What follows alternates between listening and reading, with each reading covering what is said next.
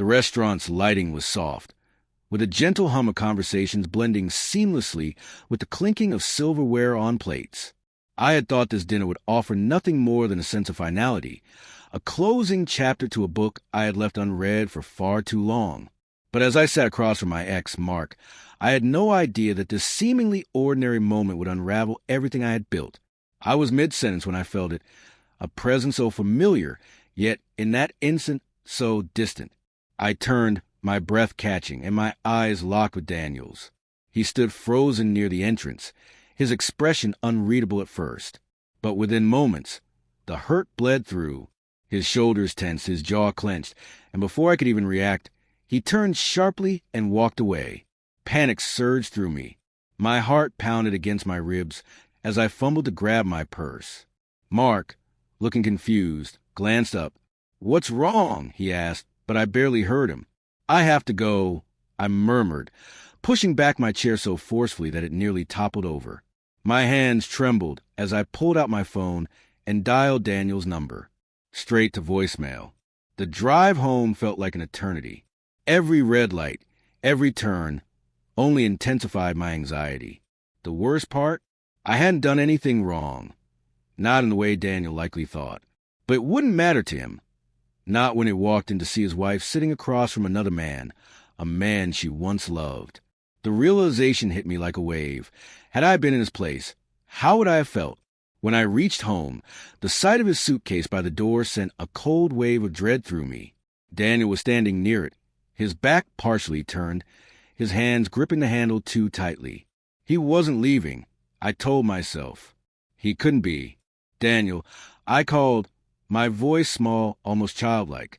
He didn't turn at first. When he finally did, his eyes met mine, and for the first time in 5 years, I felt like a stranger to him. "You didn't even tell me," he said, his voice laced with quiet devastation. I whispered, stepping closer. "It's not what you think." He let out a bitter laugh, shaking his head. "You were having dinner with your ex, and I had to find out by walking in on it. What exactly am I supposed to think?" I reached out, but he took a step back, as if my touch would burn him. The space between us felt insurmountable. "I wasn't hiding anything," I pleaded. I just needed closure. Is that it?" His voice suddenly grew sharp. "Closure?" He winced. "It sounds like a betrayal." "Daniel, it wasn't like that. I don't have feelings for him. I just needed to put things to rest, to make sure there were no lingering emotions." His bitter laugh interrupted me. "Lingering feelings? And I suppose you had to sit across from him, sharing a meal to confirm that." The weight of my mistake crushed me.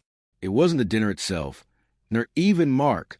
It was the fact that I hadn't told Daniel that I had made a decision, an innocent one, without considering how it would affect him. "I was wrong," I admitted, my voice shaking. "I should have told you. I should have." He exhaled sharply, running a hand through his hair. His eyes glistened now, not with anger, but with something worse, defeat. "I thought we had something unbreakable," he said quietly. "I never imagined you'd keep something like this from me." Tears pricked at my eyes. It wasn't meant to be a secret, but it was. He reached for his suitcase, and my heart nearly stopped. "If I hadn't walked in, would you have even told me?" "Yes," I whispered, but even to me, the word fell hollow. He gave me one last look, a mixture of love, pain, and disappointment, before stepping toward the door. "Maybe I need closure, too," he murmured. And just like that, he was gone,